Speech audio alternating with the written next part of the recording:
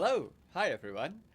Good evening, or good morning, or whatever time of day it is in whatever place you are. I'm very happy to join you today from Pittsburgh, Pennsylvania, where we're going to be talking about some of the very interesting questions that came up on this year's Math Counts chapter competition. It's an enormous pleasure for me to work with Math Counts because Math Counts is actually how I got interested in this hard math back when I was a middle school student myself.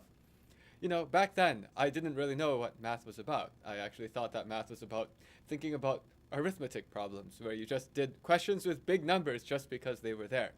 But then I discovered Math Counts, or rather, the Math Counts coach at my school discovered that maybe it would be fun to bring me into this world. And then after I started playing with these questions, I just got hooked.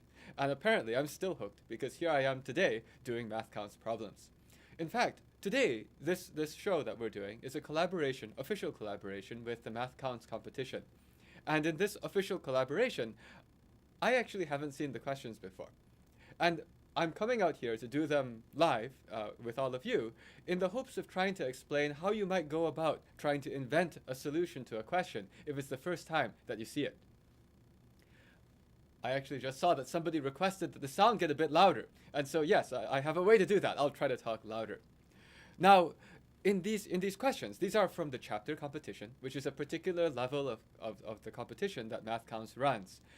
They are already getting quite challenging, and what we're going to do throughout this season is we're going to be doing questions that go through from this chapter, and then they get harder and harder and harder. I do want to emphasize, though, that all of the questions that we're doing today are actually copyrighted, and we're using them with the permission of Math Counts, where we're working together with them. So please do respect copyright, and we certainly do too.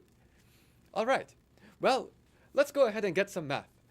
What's going to happen is I have a team which has made some problems. Actually, not made some problems. They've taken the problems that Math Counts made and put them on these slides for us to go and do together.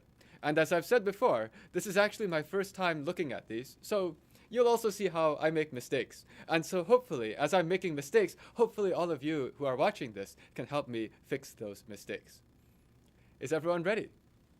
Let's go and try. So the first round of questions that we're going to play with is called the sprint round. Sprint round is a set where you have 40 minutes to do 30 questions. And normally you're supposed to sprint. But because what we're doing here is we're trying to actually enjoy the questions and talk about them, I'm not going to just go and do them as fast as possible. Instead, I'm going to try to make some commentary that hopefully will help everyone, I guess, see how to do these questions. Yes. So yes, that was the question. Sprint, target, team, or countdown. There are lots of different questions at the different stages. We're going to start with the sprint round. And question 1 says, Andy's dog weighs 27 pounds, which is 3/4 of the weight of Seher's dog. How many pounds does Seher's dog weigh? Okay, so this is one of these questions where, 27 pounds is 3/4 of something. Honestly, I can tell you a few things that are going through my head as I'm doing this. There are some ways to do this, which is just like multiplying fractions, right? But actually, something that I saw when I looked at this question is I saw 27, and I saw a 3 from 3/4. 27 and 3 have something to do with each other. Actually, 27 is just 3 times 9. So that gave me a way of seeing that if 27 pounds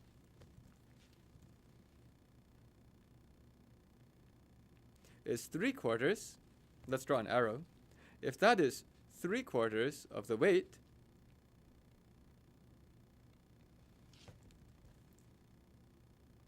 well then, 1/4 of the weight is going to be, just a second, something's a little bit fishy with my pen today. 1/4 of the weight is 9 pounds. And so if 1/4 of the weight is 9 pounds, then I can figure out what the whole weight is, multiplied by 4, and I get 36 pounds is equal to the whole weight. 1 of the weight, if you can see what I'm doing. So the answer is 36, I think. I think the answer is 36. I will say some people do this kind of a question by multiplying fractions. Another way that you could attempt to approach this question is you could also say that you take the 27 pounds and you undo the fact that it's 3/4. Actually, you would divide it by 3/4. Undoing that is multiplying by 4/3. Which is actually exactly the same thing that we've just done here. I mean, we just divided by 3 and multiplied by 4. That's another way you could go about doing this question. And if you just cancel this, you get the same answer. 9 times 4 is equal to 36. So here I am. I'm going to suggest an answer of 36. Let's see whether that's correct or not. It is 36. Let's keep going. Next question. It took Tamisha 15 minutes to drive 10 miles to her grandma's house. What was her average speed in miles per hour? Okay, so this kind of a question, I need to know miles per hour. How many hours have I gone? 15 minutes, what's that as a fraction of an hour? Because I need to think of everything in hours. Well, 10 miles. And how many hours? A quarter of an hour. Because 15 minutes is a quarter of an hour. And so if it's 10 miles in a quarter of an hour, how many miles do you go in a full hour? You can divide this. 10 divided by a quarter. That's the same as 10 times 4, and that's 40. So when I divide them, I get 40 miles per hour. Okay, and I think the answer is 40. Okay, let's see if that's correct. We're good, 40 miles per hour. Some people said slow speed. Actually, that's something I often will check. The question was saying how fast did someone drive? And if the answer came out to be, well, they drove at 0.5 miles per hour, I would say that's a pretty slow car. Probably the answer is wrong. I must have made a miscalculation. Or if the answer came out to be, well, they were driving at 50,000 miles per hour, I'd say, I don't know any cars that can go that fast. But 40 seems reasonable. So that's like a sanity check whenever you do a problem. Next question. Juan has 240 marbles. This is 3 times as many marbles as John and Jeremy have combined. If John has 50 marbles, how many marbles does Jeremy have? Why do they all have to start with J? Usually if I have like people with names A, B, and C or so, I can just write that down. But here I've got some longer names. That's fine. So let's decompress the information. 240 marbles is 3 times as many as those 2 other people combined. Okay, that means those other 2 people combined have 80 marbles, right? That's how you think of this. These 2 people combined is a third of 240. So this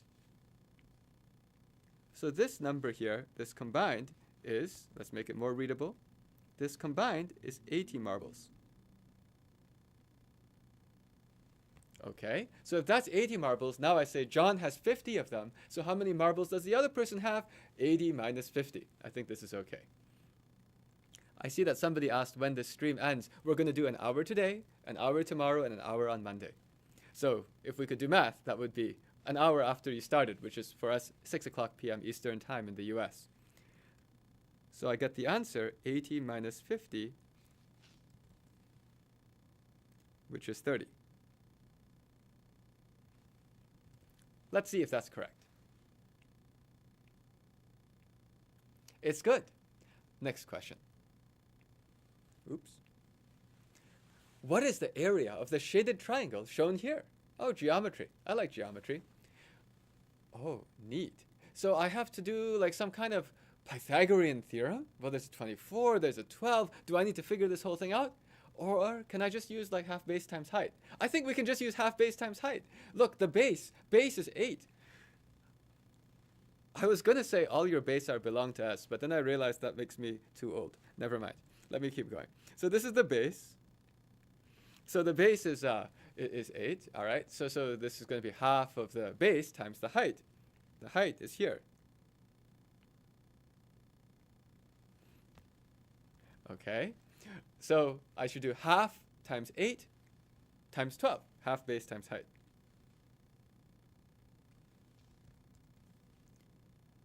Half times 8 times the height. Whoa, my pen is not behaving well today. Okay, so if I do half times 8 times 12, that's going to be, let's cancel this. It's 4 times 12, which is 48.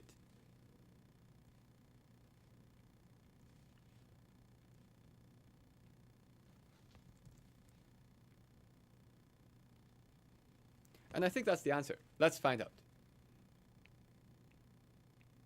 Yes, 48. Next question. Okay. Okay, question 5. On Friday in Omaha, the temperature at 6 a.m. was -3 degrees Fahrenheit. By noon, the temperature had risen to 3 degrees Fahrenheit. How many degrees warmer was it at noon than it was at 6 o'clock a.m.?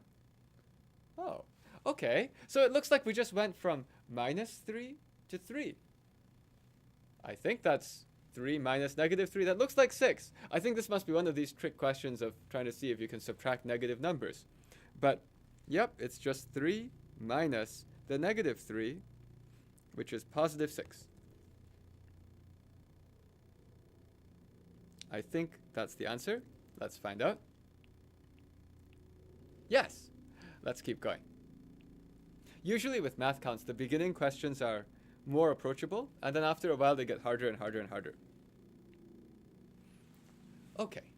The average length of the human tongue is 3.9 inches. I didn't know that.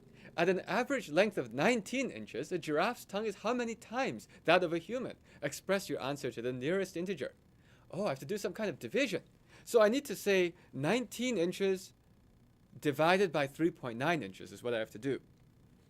So 19 divided by 3.9, fortunately it says express the answer to the nearest integer. Let's do an approximation. 19 is just a bit less than 20. 3.9 is a bit less than 4. So I should say, I think the answer is going to be 5. And if you want to go and double check this, the easiest way to check, if you're curious, is like, look, if I have 3.9, what's 3.9 times 5 anyway? Let's go and find out. You know, I'm doing that because I dare to. 3.9 times 5 is not that hard. 3.9 times 5, well, to do that, all I have to do when I multiply by 5 is you multiply by 10 and you divide by 2. That's actually really convenient. And if you multiply by 10 and divide by 2, it's 39. Well, let me write the whole thing out. It's 3.9 times 10 divided by 2, which is equal to 39 divided by 2, which is equal to 19.5. That's pretty close. I would say that, yes, definitely, 5 is the closest number, that if I multiply by 3.9, I get as close as possible to 19. Because if you think about it, if 5 times 3.9 is 19.5, if you use any other integer, any other whole number multiplied by 3.9, you're going to get this thing minus 3.9 or this thing plus 3.9. And 19 is only like 0.5 away. So that means this is the closest. Because if I move to anything else, I move a whole 3.9.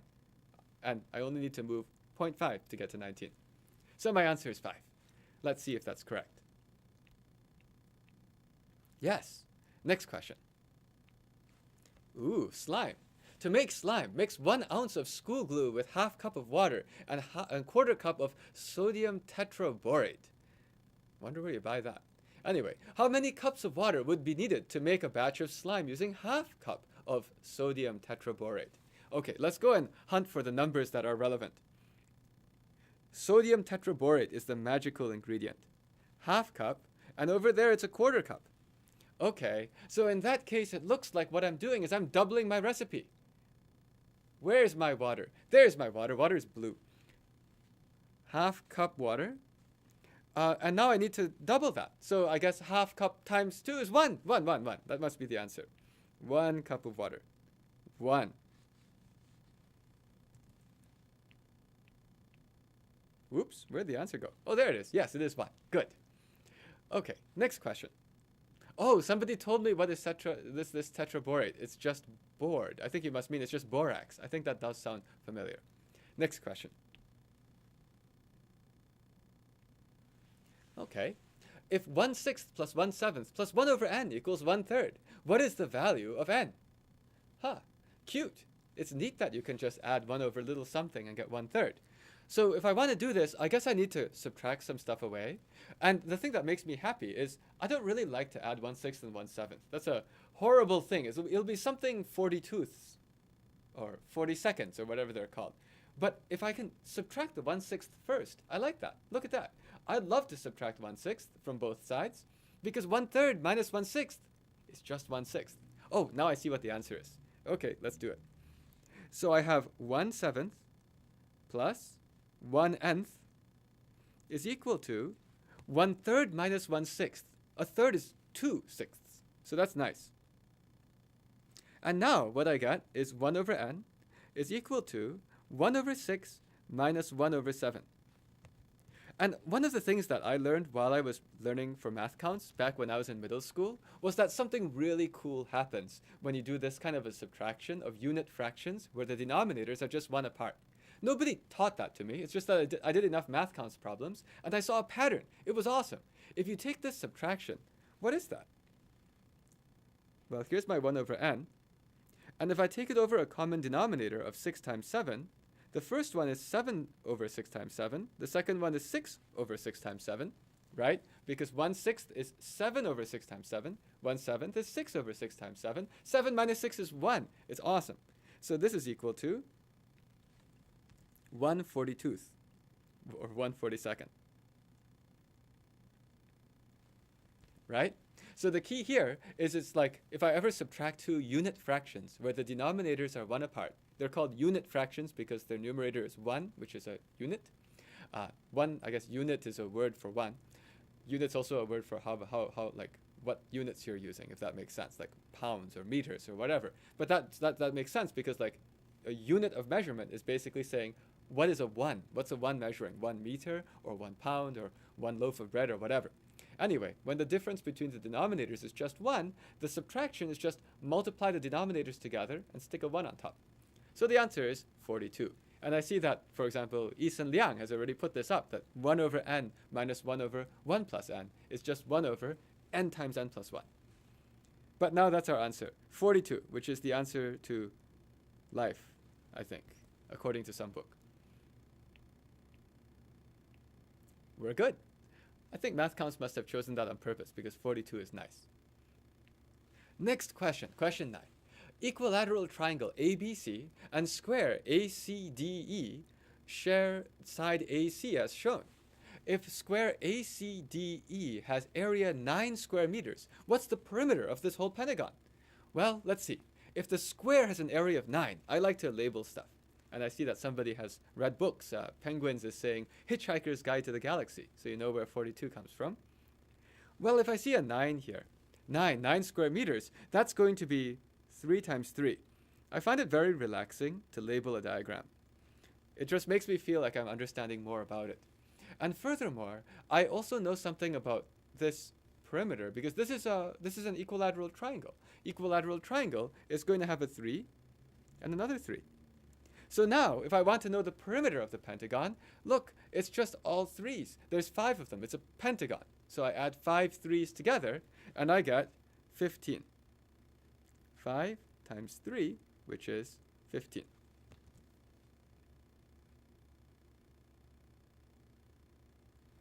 And I think that's the answer. Let's see. Yes, 15. Next question. Company A sells pencils in packs of 12 for $1.50. Company B sells pencils in packs of 15 for $2. What is the absolute difference of the total costs to purchase 16 pencils from each company? The first thing I looked at was, I've numbers like 60, 12, and 15. Do I like to divide them? And the answer is yes. 60 is an awesome number. That's why 60 is used for like the number of minutes in an hour, the number of seconds in a minute. It's really nice to divide. What is this? If I want to do packs of 12, 60 divides nicely into 12. How many packs of 12 do I need to get 60? 5 packs, right?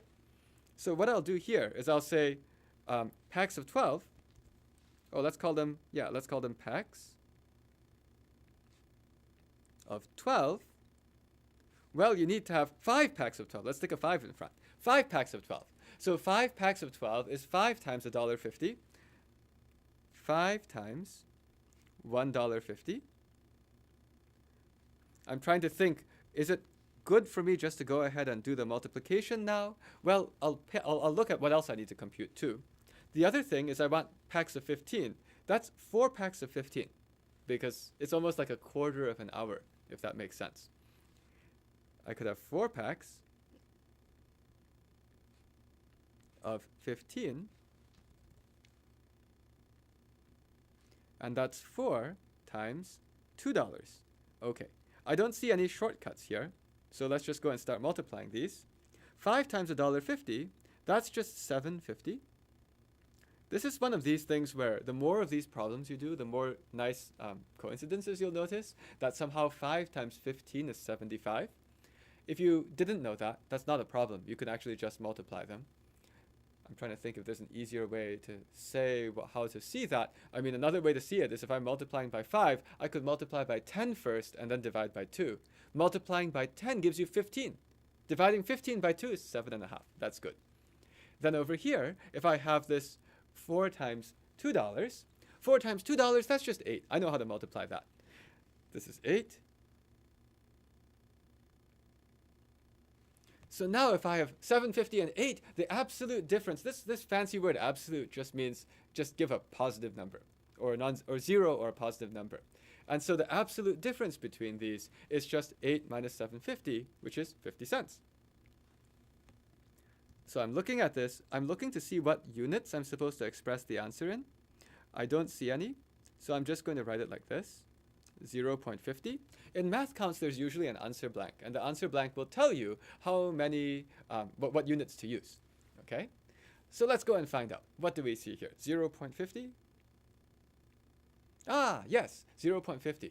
I saw somebody made a comment that said that they wrote 0.5 and it was wrong. Actually, here's an important detail. You should always pay attention to what format the answers are supposed to be in. And I believe that on math counts, if you have a price, you're supposed to actually write both of the digits there as well, like 0.50. Because rarely do you go to the store and it tells you, hey, you know how much this thing costs? This thing costs $5.3. Usually it's like 5.30. But of course, just make sure you read the rules. Although, actually, if math counts is giving you the full points for writing 0.5, that's fine too. I just remember that when I was doing math counts, I always paid attention to the rules because you want to make sure you know what you're asked to do, and then you do exactly that. Next question. What's the smallest even integer greater than 10,000 that contains 3 distinct odd digits? Okay, if I'm looking at that, my first thing is I need to be bigger than 10,000, and I need to have 3 distinct odd digits. And it's supposed to be even. So if I'm looking at this, my greediness is like, oh look, there's an odd digit, 1, I like that. I'd like to have as many zeros as I can, and especially as many zeros close to the 1 as I can, because that makes the numbers smaller. But then I say, at some point I need to put my odd digits. I'm not allowed to put the odd digit at the end, because then it's an odd number. So where should I put the odd digits? Well, the best choices are the next 2, right? So as I'm looking at this question, I'm saying, in order to make this as small as possible, these are where I should put the odd digits. The odds, right? Because that way I'll end with an even. I'll keep a even 0. 0 is an even number. Actually, that doesn't matter, but I'll keep a as small number as possible here. And I need to have 3 distinct odd digits. Therefore, I should go 1, 3, 5, I think, because I always want smaller things that way. So I think what we get here is the number 1, 0, 3, 5, 0. Let's see if this is true. Yes, it is. We're good. Oh, somebody asked, do I know when is the next college level math stream? So actually, I run all of my Carnegie Mellon classes through this YouTube channel. So the next one happens to be Monday, and it's just whatever we're talking about in the Carnegie Mellon University Combinatorics class. I will say, for people who are watching this in math counts, you will probably find the university math stream to be quite hard, because those are college students, and we're like racing ahead. But if you're curious, you're always welcome to come. Next question. Number 12. Sean had $72 in his bank account before he spent a quarter of it on a birthday present for his mom. That's a nice thing to do. He then deposited $54.33 into his bank account. How much money does Sean have in his account now? Okay, so when I read this, I'm like, okay, I start with that. Some amount got spent. How much is left after that got spent? Let's draw a little mark. It's like I just drew some little line here. It's like, okay, after this thing, which I called a star, and then over there I wrote like this mark, but okay, they're green, all right? So they're green. So after that thing, star, oh, let's just put a star there. Okay, the star is pointing at this thing. So after this, there's 3/4 of it left. Well, the easiest way for me to do 3/4 of 72, I guess, is to multiply some fractions. So this will be 3/4 of 72. If you have done a lot of these questions, you will already know what is a quarter of 72. But even if you don't, the easiest way to get a quarter of something is to halve it twice. Or rather, cancel a 2 first. Halving is relatively easy. You can kind of look at something and say, half of the 7 is 3. But then there was like there was a remainder of 1. If I halve the 7, it's not 3. It's like 3 remainder 1. The 1 goes over to the 2. So in the sense that it becomes a 12. And half of 12 is 6. So what I find out is that half of the 72 is 36. And let's go and halve it again, because I have to cancel away the last 2. Half of the 36 is actually 18. And if I have the 3 times the 18, now I have to actually go and multiply these numbers together. Some people who have done this before will recognize the answer. And part of the nice thing about doing all these problems is that these numbers just keep coming up over and over again in math counts or in other things. 3 times 8 is 24. And after a while, you just get used to the idea that 18 times 3 is 54. Okay, that's over there. Oh, wow. Wait, what? I made a mistake. How can that be? Then I must have read the question wrong. Oh no! Oh my gosh! I almost got this completely wrong. I was going to take 54 and subtract 54.33.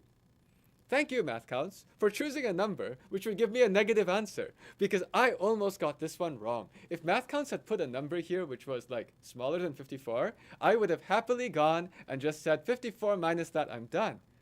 But it's negative. So now, let me look now. And actually, by the way, if this had been a state round question, maybe they would have chosen a number less than 54, and then it would be wrong. But actually, what's going on here? There was 72 in the bank account, spent a quarter of it. That means that there's 54 left in the bank account, but then more stuff goes in. More stuff goes in the bank account.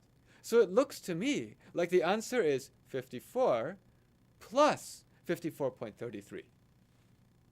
Right? Because you think about your bank account, it's like stuff goes out. Now there's 54 left. Hello, 54.33 comes in. More stuff. It's already in the bank account. So I think the answer, scary question. I think the answer is 54 plus 54.33.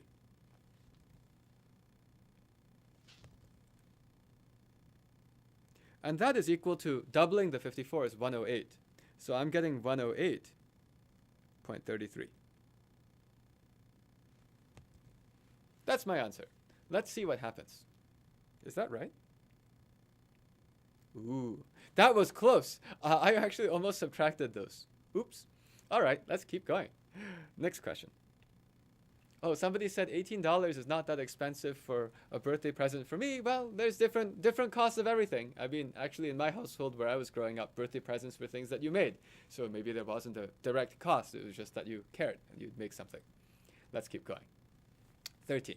What is the fewest number of consecutive primes, starting with 2, that when summed produce a number divisible by 7? Okay. So we just go and start adding primes together. I can do that.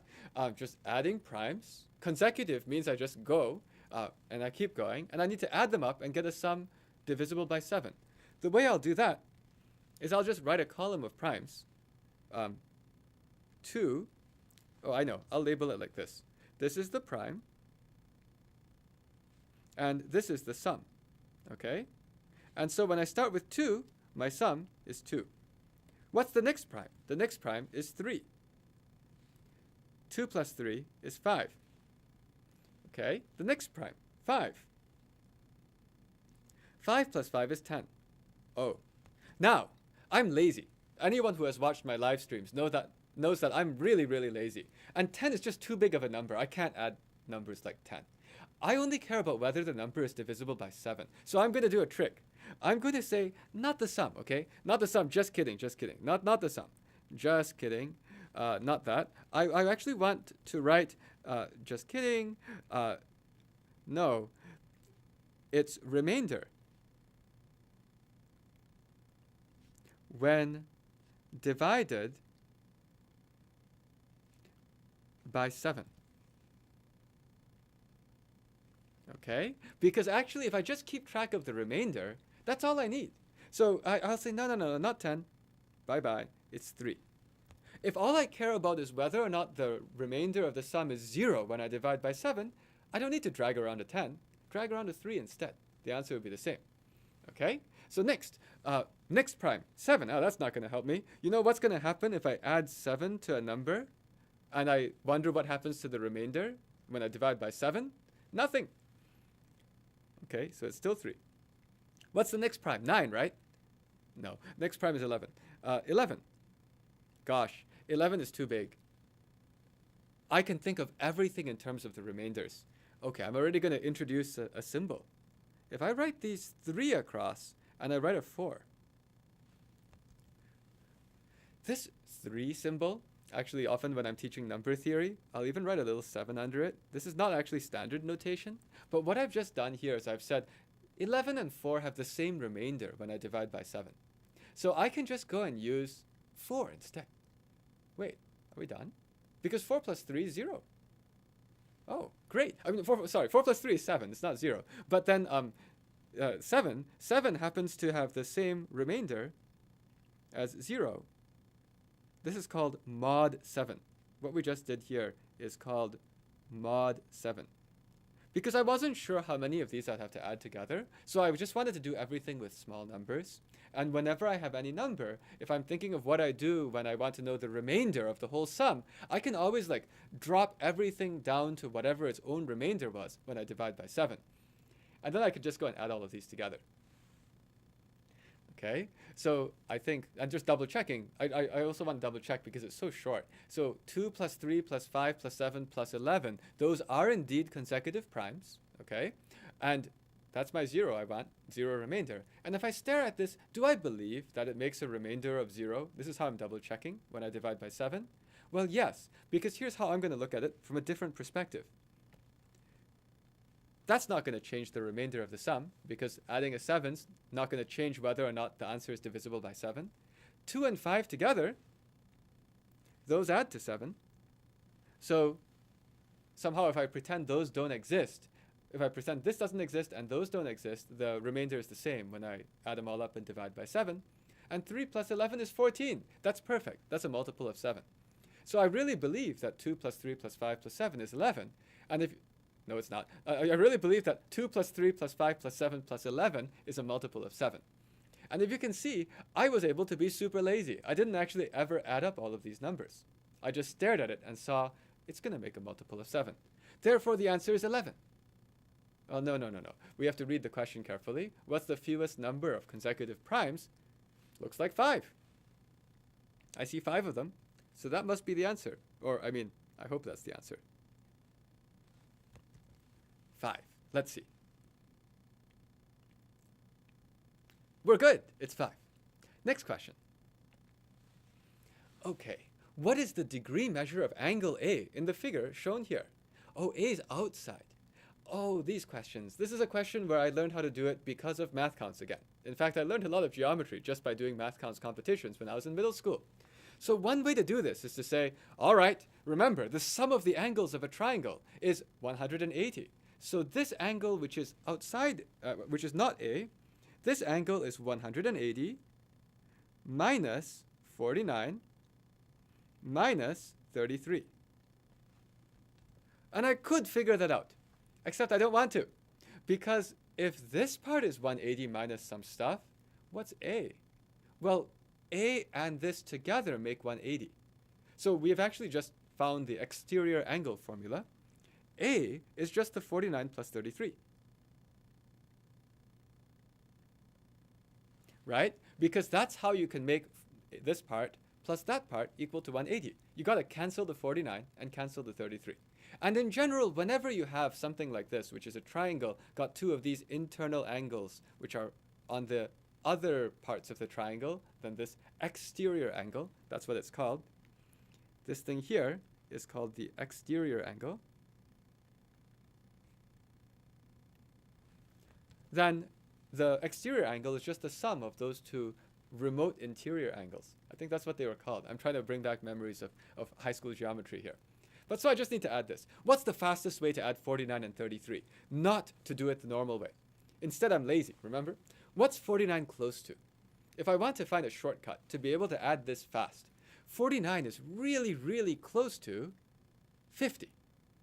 So it's much better to say, let's steal 1 from the 33, give it to the 49. Then I get 50 plus 32. It's the same as 50 plus 32. I know how to add that, because 5 plus 3 is 8, so 82 is my answer. Let's see. 82? It is. Next question. What is the value of 1.6 plus 5 whole thing squared minus 1.6 squared minus 5 squared? Oh, wow. Okay. Whenever I see this kind of question in a math counts, I say, math counts never asks you to do stupid stuff. I mean, sorry, stupid is the wrong word. Nothing stupid. But math counts never asks you to do something which involves like lots of computation for computation's sake. There's usually a trick. And, oh, obviously the answer is 0, right? It's just 0. Because if you got like that plus that squared and minus each of those, you should be good. It's just 0, right? Well, not quite. But I see a pattern. I have something plus another thing squared minus the first thing squared minus the second thing squared.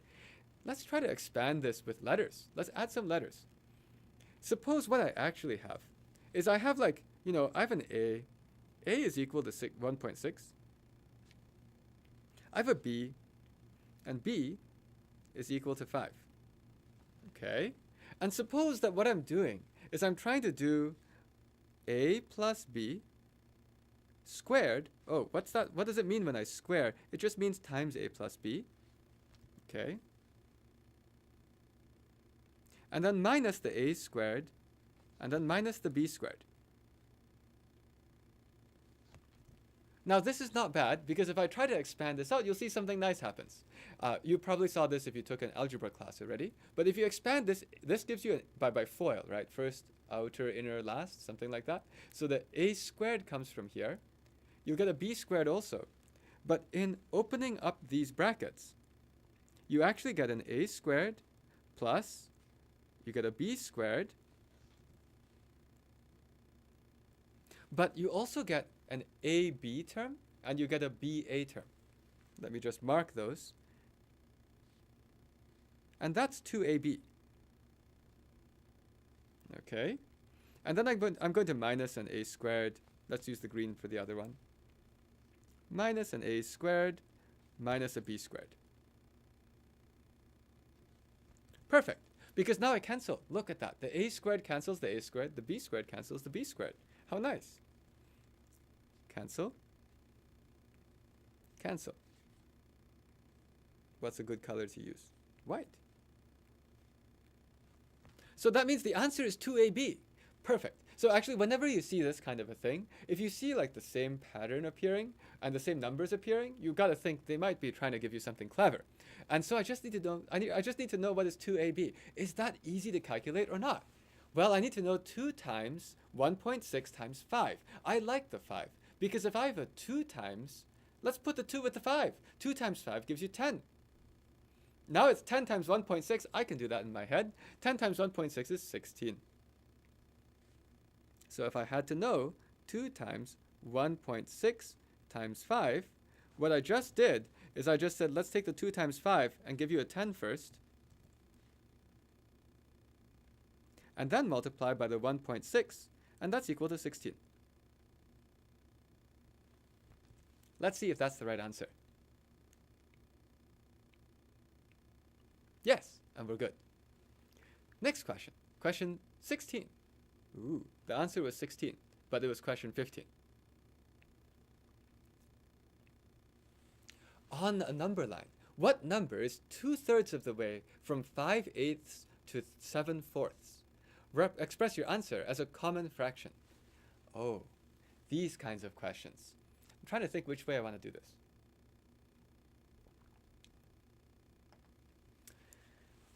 There are a couple of ways. Let me start with a way that is like the easiest one to kind of understand, and then we'll also do one which is more sophisticated. Okay? So I have a number line. Which is bigger anyway? 5/8 or 7/4? Oh, I know. 7/4 is bigger than 1 because 7 is bigger than 4. 5/8 is less than 1 because 5 is less than 8. Now I understand. That's how it looks. Number line. Number line. So I have 5/8 down here. And I have 7/4 up there. So the brute force way to do this kind of a question is to say, let's figure out how far apart they are, right? And then just like go 2/3 of the way. So we can do that. How far apart are they? I have to subtract. Let's put them over a common denominator. That's 8ths, right? That's not that bad. So this is 14/8 because I doubled the numerator and I doubled the denominator. So now I know how far apart they are, from 5/8 to 14/8. Oh, okay. That's 9/8. Actually, what a nice number. Math counts is nice. 9/8. Ha. Now, how do I go 2/3 of the way? That's 6/8, right? This is not so bad. So if I want to go 2/3 of the way, which is like this, maybe, sort of thirds, something like that. The 9/8 is the whole thing, by the way. And so if I want to go that far, this distance is 6/8. I was tempted to simplify the 6/8 until I saw I need to add it to 5/8. And then I said no simplifying. I can add it easier this way. 5/8 plus 6/8 tells me that that point right there is at 5/8 plus 6/8. Whoa. And that's equal to 11/8. Okay, that's one way to solve the problem. There's another way to solve the problem. The other way to solve the problem is maybe not as obvious, but what I'm going to do is I want something like 2/3 of the way between these things. And for that, I have the 5/8 and the 7/4. Okay, I'm trying to think where can I fit this thing. I think I can try to put it on the right. So another way to do this same problem is to say, I want 2/3 of the way over, so I want 1/3 of a 5/8 plus 2/3 of a 7/4. What? I claim that's the answer. Let's first check if it's the answer, and then let's discuss why it's true. If I wanted to do this, I guess I'll have to add them eventually. So let's put them over a common denominator. 3/8. It's easier. Like this is not simplifying, so the bottom is going to have a 3 times 8. So here, let's go and force this one also to have a 3 times 8. That means instead of 7/4, let's go and use the 14/8. Okay. So let's give it the 14/8. We had written that already. So let's do 14/8. So now if I do that, now they're over 24ths because 3 times 8 is 24. And what I have is I have a 5 plus 28. That's 33/24. Now I can cancel a 3 on the top and the bottom. That's 11/8. Bam! Okay, so there's another way to do this. So in that case, how does this work? So I claim this is like a fast way to just like get the question. And if you look at what happened, over here we had to do a subtraction, we had to do a fraction, and we had to do an add. And here we just like multiplied some random looking stuff. So where does that come from?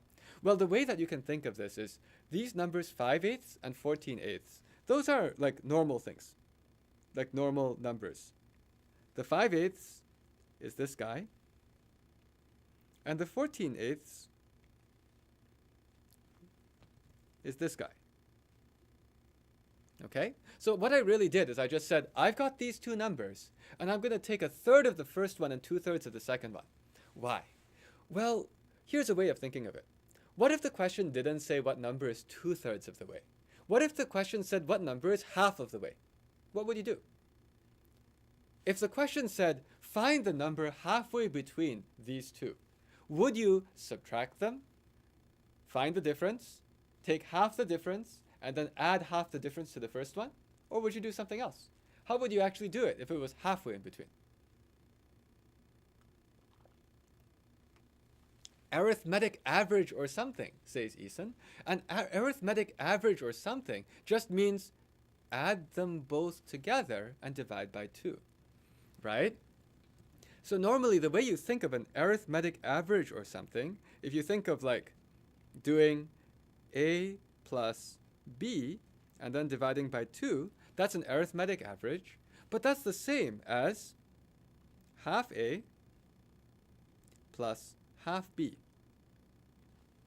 And another way to think of this is it's almost like you're mixing some stuff. You know, if you were mixing fruit juices, why not? If you're making a fruit punch and you got apple juice and orange juice, and you take like, you start mixing things and you mix like half apple and half orange, then it's like, what is it? Apple orange, or like half between apple and orange.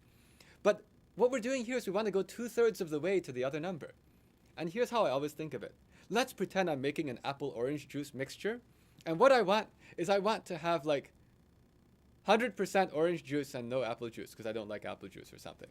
Well, actually I do. But anyway, pretend I said I want 100% orange juice, 0% apple juice. Well, that's easy. I'll just take 100% of the orange juice and 0% of the apple juice. These things here are like the percents or the fractions that are in each of the types. And so if I was going all the way to one of the numbers, I would do yeah, you're right, then it's just orange juice. That's correct. But like if I wanted to go all the way in one direction, I would put a 0 on one of them and a 1 on the other. Those are called weights, right? Orange juice punch. That's right. It's punch with just orange juice. But now, if I want instead to do this like intermediate thing, where I want 2/3 of the way, that's sort of like saying I want orange juice and apple juice, and I want to have 2/3 of it be orange, and 1/3 of it be apple. Well, yeah, that's what you do. You take 1/3 of the apple part plus 2/3 of the orange part, and that would be the result. That's like an analogy of why this is the case. If you want a full proof of it, you can even just write like A here and B there and write the difference. It's B minus A. And you can work out all of this, add it all together, and you'll find out that it's 1/3 of A plus 2/3 of B. But I just wanted to share this slick trick because in some cases, this is less error prone. In some cases, this is easier because you don't really do as much like intermediate adding and subtracting. But I mean, I just wanted to share this because different people have different ways of doing the problem. More questions. Question 17.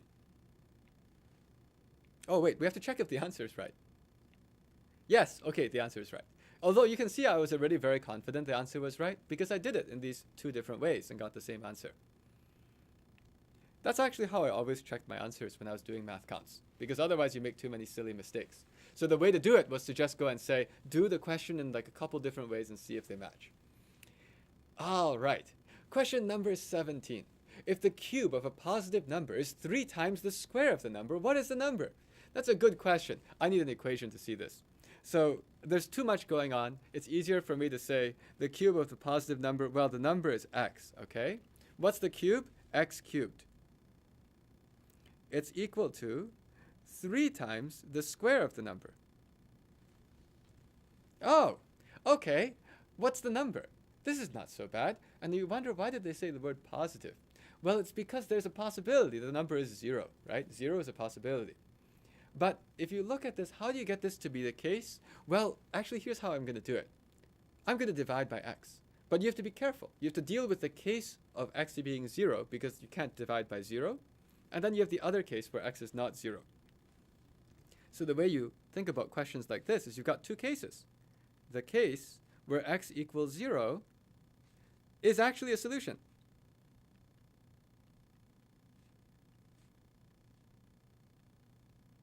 But not positive.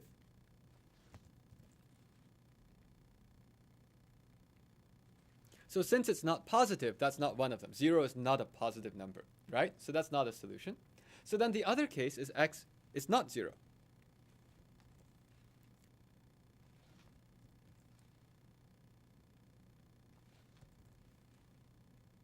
Wow. Case x is not 0 lets me divide by x.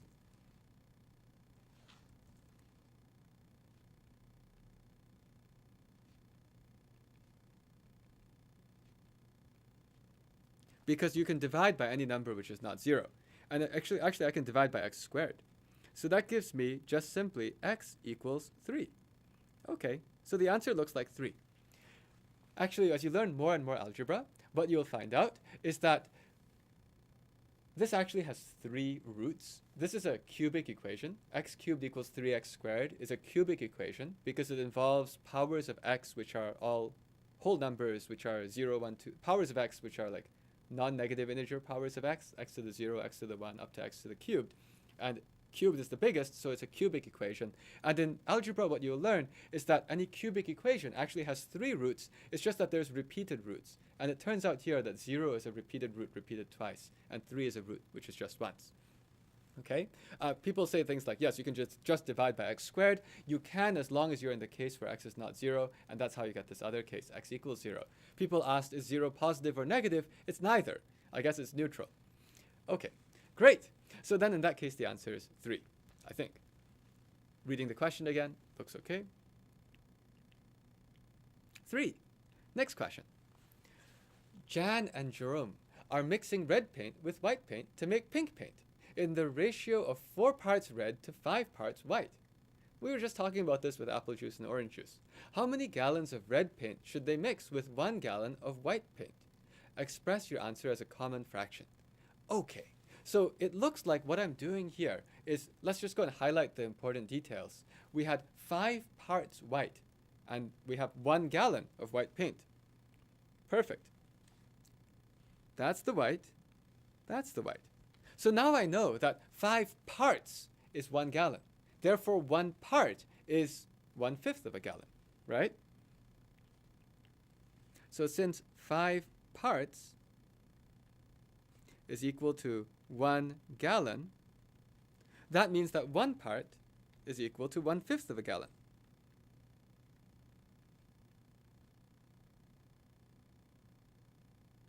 Great. So now the question says I want 4 parts red. So 4/5, I guess, because 4 parts is going to be 4/5. Okay? Oh, let's use pink for good measure. 4 parts is going to be 4/5.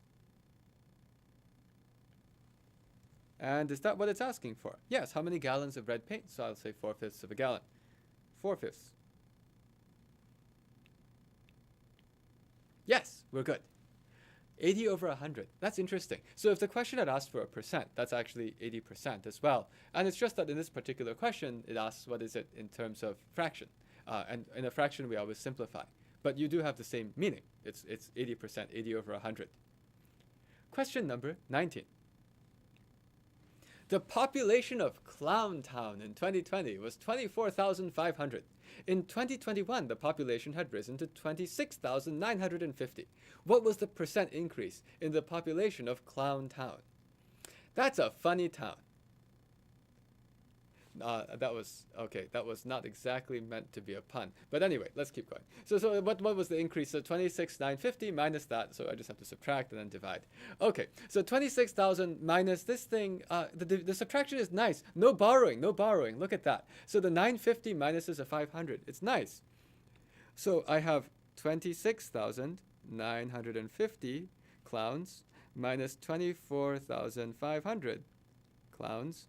And so the answer is 2450. Oh my gosh. Oh my gosh. We got lucky. Look at that. So 2450.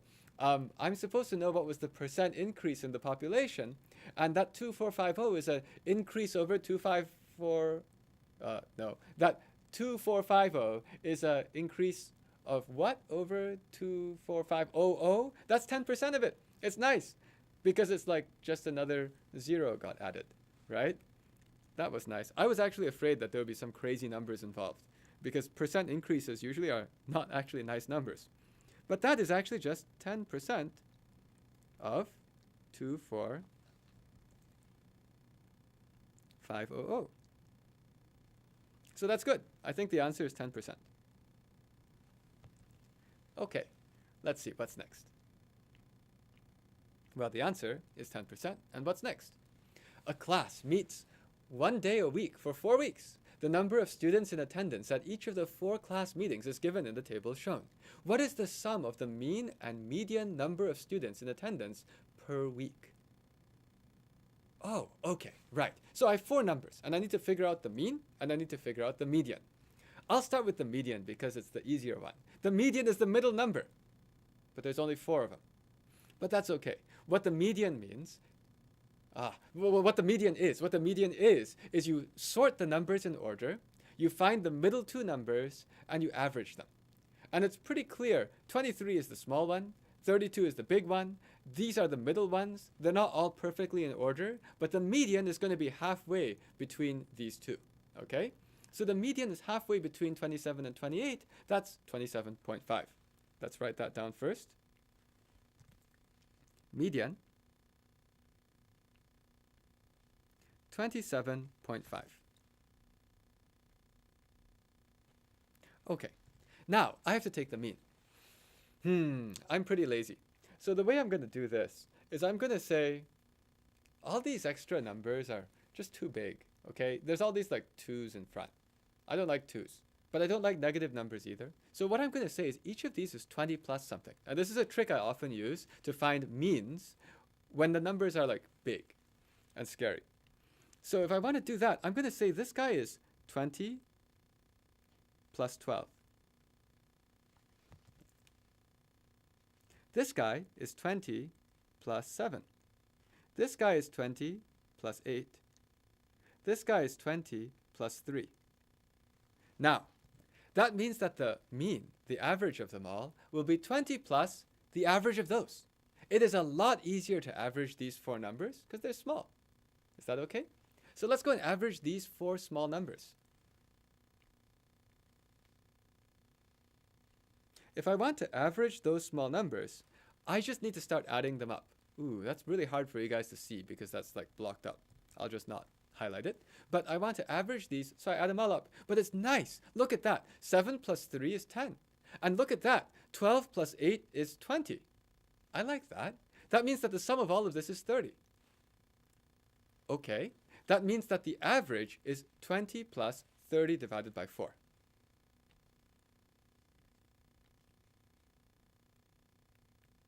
Average is 20 plus 30 divided by 4.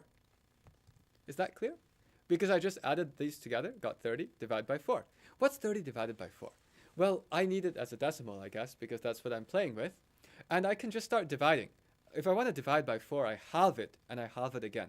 So the first halving gives me